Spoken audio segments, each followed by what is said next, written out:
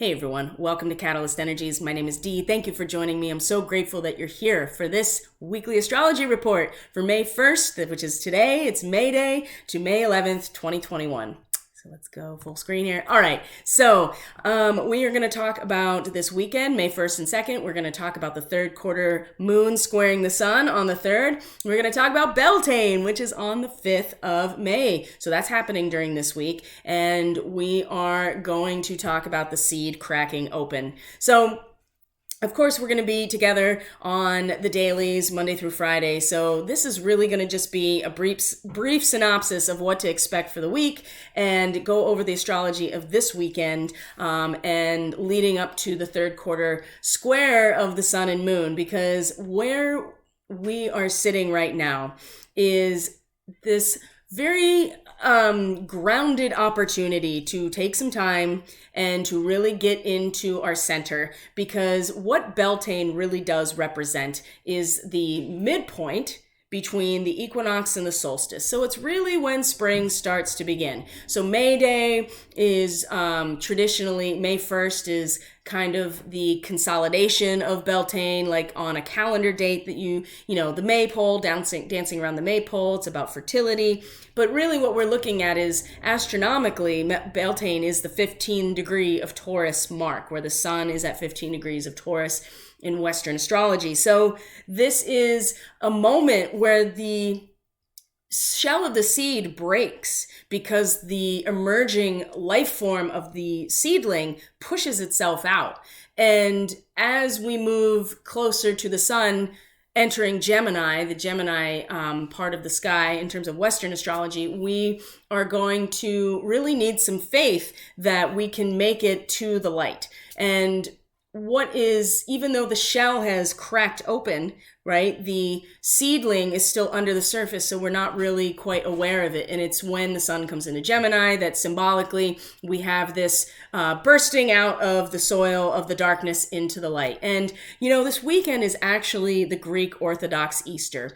And it didn't really occur to me, because I don't have a background in Christianity in terms of a strong practice in the church. So it didn't even occur to me until I started paying more attention. So the Catholic Easter uses the Julian calendar, and the Greek Orthodox Easter uses the Gregorian calendar to measure when their holidays are. And so the Greek Orthodox Easter, which is this weekend, is way closer to the actual Beltane than what I found is the Catholic Easter. So that's interesting in and of itself. But let's talk about that some symbolism of Easter, the crucifixion and resurrection, as it relates to Beltane, where the seed has to break open, that shell that held all of the potential that we may have thought was everything we are, cracking open and needing to be released, like a shedding of the skin, right? But what's coming forward is a new life, which represents the resurrection. So I'm not suggesting necessarily that Christianity is nothing more than a regurgitation of pagan religions. But what I am saying here is that these cycles seem to be actually very much related to the natural social and cultural evolution of humanity as well, because we are inseparable from these fixed points in time. We are all moving through this process together, and time is one of those natural things, and cycles as well. So the seed is going to crack open. Beltane is on the 5th. We have this third quarter square that is really going to test our consciousness, where we are going to place our consciousness. And it's not going to be an either or with a square. They're just at cross purposes. The sun is pulling us into, or not even pulling us, but giving us a point of expression, and from a very natural perspective of just being present and enjoying the moment. Whereas the moon in Aquarius on Monday also in a conjunction with Saturn, is about this quantum leap. So the thing is that the shell is going to split open and release this new emerging consciousness that's not going to be quite on the surface yet, but we do have to trust it. We have to have faith in the natural cycle of ourselves and our own unfoldment. But at the same time, the moon in a conjunction with Saturn is going to cause a lot of frustration and a lot of irritation, because that is the quantum leap moment. And we are going to be connecting to it internally. We're going to be, and in some ways it's that part of us is going to be formalized and crystallized with Saturn, but at the same time we are expressing ourselves through our connection to the natural cycle. And it's like having one foot in one place and one foot in the other, and how do you manage that? And that's really up to each of us, because how we do that is going to impact how this cycle really unfolds, that started with the new moon in Aries, that we hold the potential for fulfillment. We hold all of the keys to our own creation, and how we, it's really about being in a fertile environment and the cultivation of that environment that allows for this manifestation, because that's really what Mercury and Gemini in the third house represent, is our power of manifestation, the use of our expression and our ideas and discovery and exploration in order to create something. So Mercury is going to move into Gemini this week. Venus is going to move into Gemini this week, and we're going to really start feeling things moving. Okay, so this weekend, it has become very clear, even to the days leading up to this point, that we do need to take a step back and get ourselves centered and grounded. And that may mean taking a real step back from the worldly things that we participate in. Some people have had injuries that are forcing them into stillness. Other people are just in different environments that are facilitating that as well. It's important that you are following that if in fact you were brought to that position, because we do need to be centered, and we do need to be very clear with ourselves as this process starts to come to reality, where this seed point splits open, and it can feel like a death. It could feel like a death when we associate that temporary position of the seed as everything we know, right? And so we do have to trust that it's just a piece along the way of our development and not everything. This is why the ego is important, because it's the seed shell that protects us and all of the potential we hold, right? That's what an ego consciousness does. It is the part of the psyche that protects us. It's our warrior, right? It's that Mars energy. Whereas Mars is in Cancer right now, protecting, right? Being willing to be nurtured by the collective, becoming, acting on the collective that it wants to protect. I get a real strong protective vibe from Mars in Cancer right now, which is at its fall. It does not like to be there, but this is where we really learn things and become empowered in different ways, when we work with this energy constantly instead of just letting it work us, right? Let's just look at the chart, shall we? Let's look at the chart for the weekend and we'll go through it, because I've tried to do this so many times, and there's so many distractions. There are so many things that keep trying to pull us off of our center because there's nothing that can stop this moment, right? This is all part of the cycle, and the seed splitting open is also part of the cycle. And Mercury and Venus in the last degrees of Taurus before they go into Gemini this week, they're both going to be in a trine to retrograde Pluto. That's a very foundational and supportive Earth energy. Mercury and Venus will be at fixed star Algol when it does this, when both of them do it, which is the head of Medusa. So you can see that maybe what we're letting go of may not be something that we want to hold on to anyway. And in fact, it will be a giving of this sacrifice, right?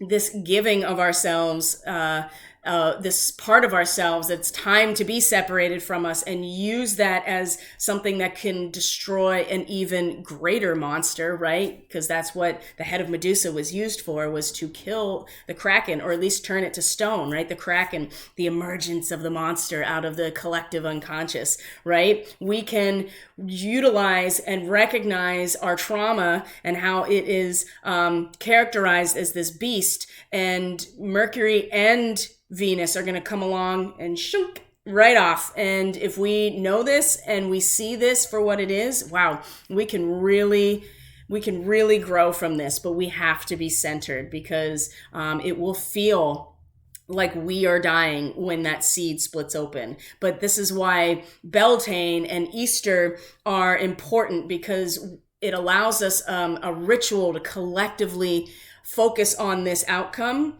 and focus on this process and support each other. Pallas Athena in Pisces right now is in a degree that is really about the Easter the Easter celebration. It's a strategy for all of us to see the collective meaning of this as a resurrection in some ways. And this week is really going to test that. So let's look at the chart here for the weekend at least, and we will get a chance to, have some frame of reference here, and it won't be much. We don't need to be on here for an hour like we usually are, do we? All right, so here is our May 1st, May Day, the original Labor Day, and also the calendar day of Beltane. Like I said, the astronomical Beltane will be on the 5th of May, 5 by 5, and that will be the moment energetically of the seed of this year's new life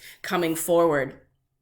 So we have our moon in Capricorn right now. And so there's actually this beautiful trine that's been happening, and it did earlier, with a Capricorn moon, Uranus in Taurus, and then Vesta now direct in Virgo, 8 degrees Virgo. And so when the moon was back here, let's look at it, earlier this morning, late last night, this trine was much more amplified. And in Capricorn, it's about our collective contribution, which is why responsibility and being corporately minded or being focused on the collective institutions are so much part of the Capricorn archetype, because it's not just about us, it's about what we contribute to the whole. And so with the moon here, we're all kind of feeling that responsibility, feeling that almost seriousness. But with this Earth trine, to Uranus in Taurus and also Vesta in Virgo, we can allow our consciousness to be structured through this, responsibility and our collective contribution by the support of this trine with Uranus and Taurus and Vesta in Virgo, about taking care of ourselves, about cultivating the medium of our growth and making sure that the ground and the medium of our growth is fertile, and that we've conditioned that soil. And Uranus, for as disruptive and quick changing it represents, it also is the pathway of our collective awakening. And so if we allow ourselves the chance to structure our consciousness in this way that has to do with something more than just ourselves, it'll be supported by Uranus and then Vesta in Virgo, which is about the discipline and the purification of ourselves to be of service, right? It's going to come through our ability to be more responsible, think about the fact that our actions impact other people, and what we're creating out of our collective value system of Sagittarius. This is really what Capricorn represents. So and we'll be trining all of the Taurus energy, not just Uranus trining the sun today, and then tomorrow trining Venus and Mercury. So all of the Taurian energy about the fertility of the soil, of our material value, of the world around us that we feel that we own, but really what's valuable to us as a resource, our relationships, all of these Taurus aspects being very embedded in the natural rhythm, all of them are going to be very supportive of a a transient but very powerful emotional connection to our contribution to the ultimate matrix, right? The actual unfolding of the matrix that Capricorn represents, the institutions, our culture, our social economy, our resource economy, all of that stuff. So there is so much potential, but that does require being centered and grounded, earth energy, okay? So tomorrow, on Sunday, right, which is the Greek Orthodox Easter, so we have the moon that's going to meet Pluto retrograde. Ooh, boy, there's some unconscious stuff that's going to come right up to the surface of our emotional awareness when it comes to this late Capricorn energy, and it's what we are creating together in terms of a spiritual consciousness at late Capricorn moving into Aquarius. So there's some things that are going to come up tomorrow when the moon, for each of us, when the moon meets a retrograde Pluto. And also this is when Mercury at fixed star Algol right here is going to also trine Pluto. And so the realm of mind and communication and expression and the movement of information, ideas, that mercurial magician energy that Mercury represents, even the ability to go into the underworld and out, very supportive of this Pluto retrograde that is now taking us back down the rabbit hole again to be like, okay, what was missed in the mulching process since last March in terms of our culture and society. So, and as I talked about many times, like this Pluto retrograde cycle is not ending until it comes out of shadow in January 2022, which is when the North Node actually moves into Taurus. Okay, so by next year, early next year, 2022 is when we are going to start moving into really new territory, and Pluto is going to start coming into a direct conjunction with and have a Pluto return of the United States with a North Node now in Taurus as well. And so, I mean, we'll talk about that more, but the point I'm trying to make here is that in this moment, we have all of this natural Taurian energy with Mercury and Venus that is going to really structurally support the release of this part of ourselves, is very much in line and supporting the Pluto retrograde moment right now. And so be prepared for things to come up that we didn't expect. Be prepared for some almost overwhelming emotional energy that is usually way down and hidden, and having Mercury see it for what it is and offer that to the process, offer our own expression of how those unconscious and really repressed feelings and ideas, letting our minds in some ways be able to make that offering to that process. You know, the Medusa that's in all of us being offered, the head being offered to this larger social breakdown, right? That Pluto absolutely represents. So this is coming into tomorrow. We also have Venus in a sextile to Neptune. Mercury just had this sextile as well. And so, you know, we want to substantiate, and we're being all dissolved into with Neptune. We're all dissolving into this space, and whatever we substantiate out of it is going to determine where we go next. Especially Neptune coming into Aries. It's going to be a while, but right now, this is really about making sure that we are conscious of our ideals. And when we give of ourselves completely, when we surrender ourselves completely, as Neptune in Pisces, requires, it's kind of, we have no choice. It really depends on our conscious ideal or unconscious desire, what substantiates. Either way, we're giving of ourselves. And so this sextile to Venus in Taurus is going to, there'll be something here in our material world, and who and what we value, what resources are meaningful to us, and what is it that we're sensitive to in terms of natural excellence. This sextile we will be able to invest that total surrender and into something that is actually, we're going to see a result in some way, some sort of certification, some sort of societal recognition on some level, even if that society is just within us and our sensitivity. Something there will be certified as excellent, as very valuable as well. So for all of the really uncomfortable energy that is going on here, if we are aware of it, then this sextile with Neptune and Venus can actually be such a beautiful certification of everything that we are doing and finding some value in it. But if we're unconscious, then this is also going to take us into more false areas. And this is becoming more and more prevalent, the more unconscious we are of what's going on. So when the moon reaches Pluto, we have another opportunity to be more conscious of what's under the surface for each of us and how it is part of this really, this collective destruction of the old guard, because we all are holding some piece of that within us. Otherwise it wouldn't be happening, right? That's just how the universe works. We are manifesting all of this based on what our resonance is at any given moment. So this is the weekend and we move into the third quarter square of the sun and moon. So this is going to be happening just before 4 o'clock. So we'll put it there. And you see that the moon and Saturn are together at 14 degrees Aquarius, the train entering a tunnel. So this energy, the moon and Saturn coming together, I mean, it's just a very serious, and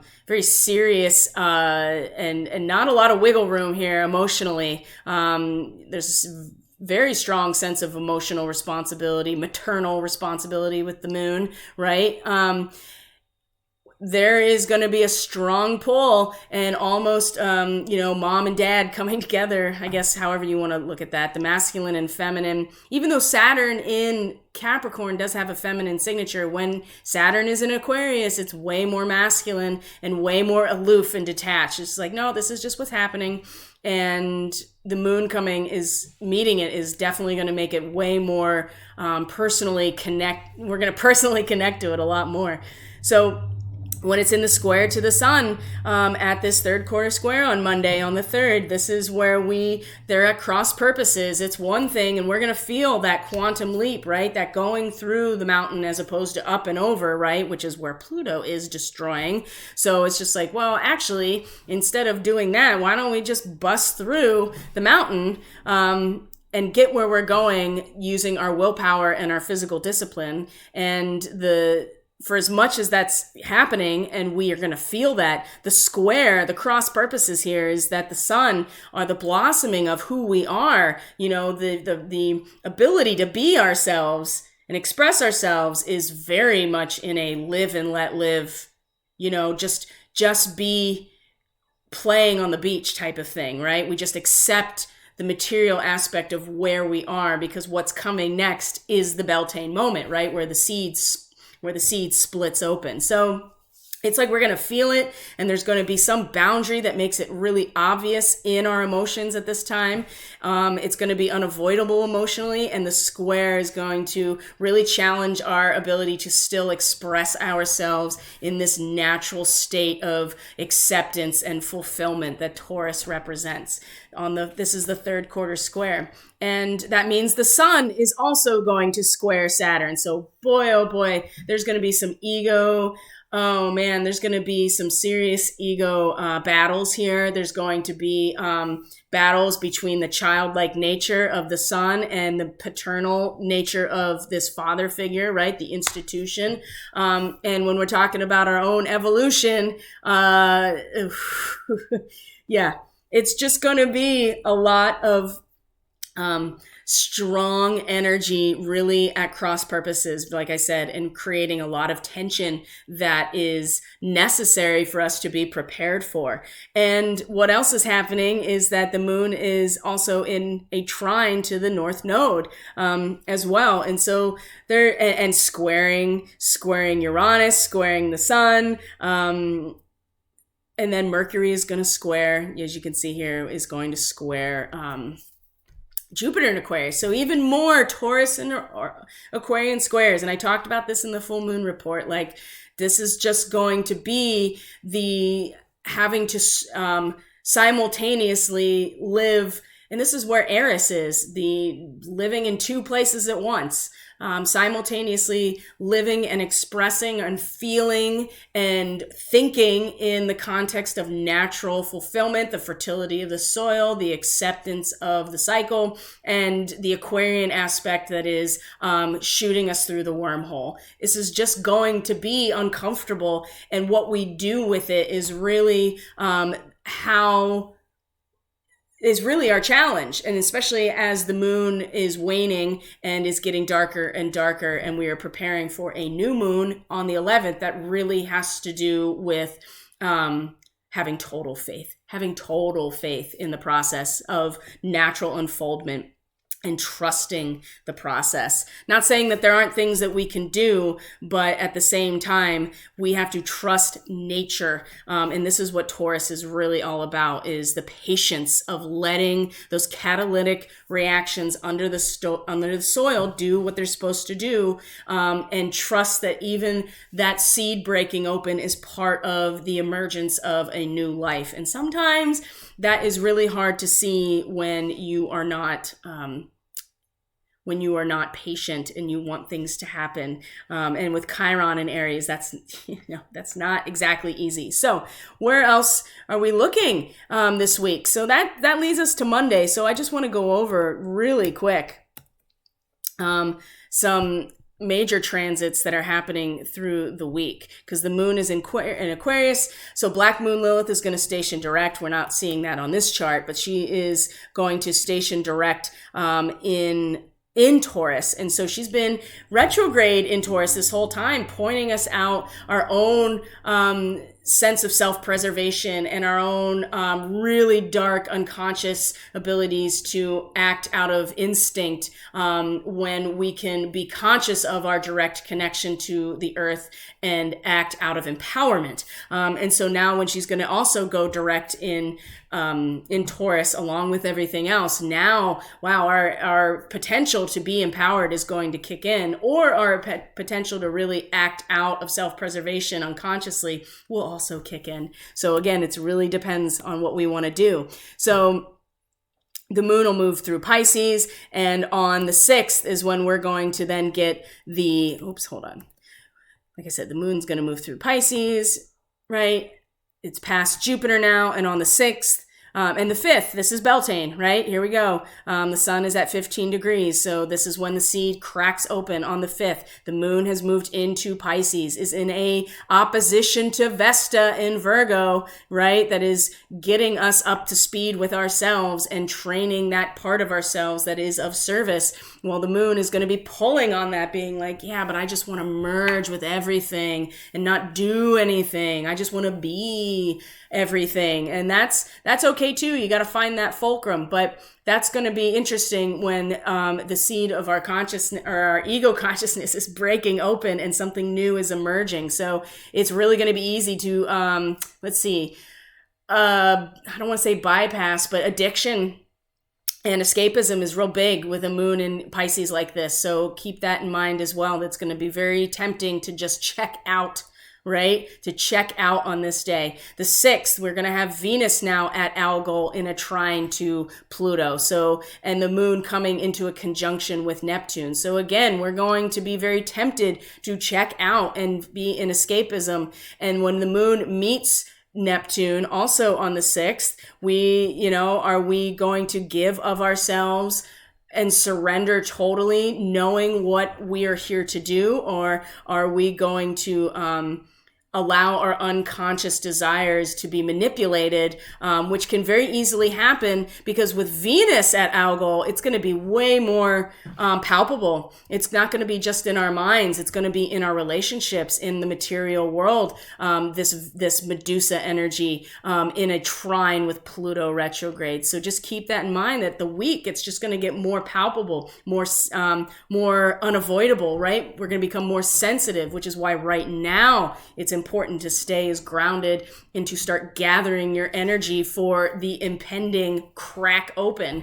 So what else is happening? That's the 6th. So we move on to the 7th. The moon is going to move from Pisces into Aries. So we're going to feel this renewal, but that also means that the moon is going to then cross Chiron as well. And that is also when Venus is going to, at this point, Mercury is well into Gemini, as we see. And that happened actually on the 3rd quarter square. So I didn't even mention that. So it squared Jupiter, and then that same day, Mercury moves into Gemini. Okay, so now the thoughts and discoveries, exploration, all of the potential is there for us. So where are we at here? The 8th.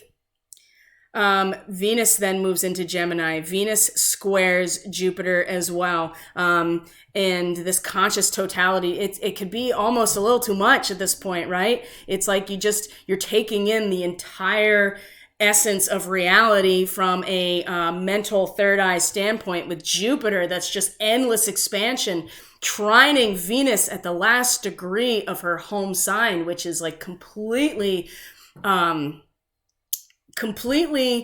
sure of herself in her it's a peacock strutting around, right? She is so sure of herself. She's so secure. She's so in tune with her nature. And it's going to be very palpable. It's going to be, I don't want to say it's dense, but it's also very material at that point. And so in a square to Jupiter, that's just like, I'm just going to keep expanding and expanding on this really intangible idea. Oh my gosh. It's just going to be, but these are two benefics, Venus and Jupiter. So at the same time, they are going to be doing their best to be a good influence wherever they are. So that's also a good thing. But again, cross purposes, Venus is like, this is about the material world here. And Jupiter is like, yeah, but I'm about to go into my other home sign of Pisces. I'm expanding on everything. Oh my gosh, this is going to be hard. So Venus then moves into Gemini on the 9th. And what else do we have going on?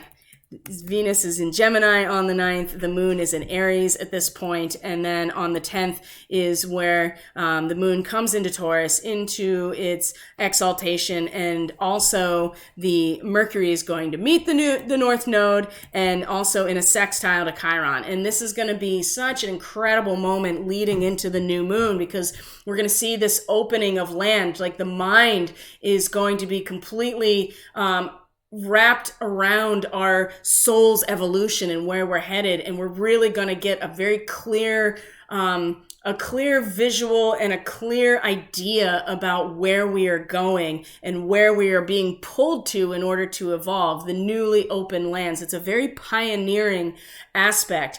And from there, when we come into the 11th, which is the new moon in Taurus, it's really going to set the tone for this next month, which is going to test our faith, but it's also going to give us the opportunity to look for the signs of hope and the signs of peace and the signs of reconciliation. Those are all part of the next cycle when we have eclipses and we have Mercury going retrograde in Gemini. So guys, I know that's a lot of information. Thanks for sticking with me. If you are interested in how this lunar cycle is going to affect you and your chart, you can always book the lunar transit reading in my services on catalystenergies.net. That's in the description box below. You can also find Catalyst Energies on Facebook and Telegram. Everything you need is in the description box below. All the contact information, how to get on Subscribestar, how to find Catalyst on social media. And I'll be back here on Monday with the Daily Medicine, which will be for the 3rd quarter. So again, remember this weekend to ground yourself, to center yourself, to allow the action-oriented types of stuff to maybe settle a little bit and get centered on what you are here, and gather your resources, because we're going to need them going into this week, okay? So guys, I love you. Thank you for being here. I truly appreciate each and every one of you, and I'll see you on Monday. Have a good weekend.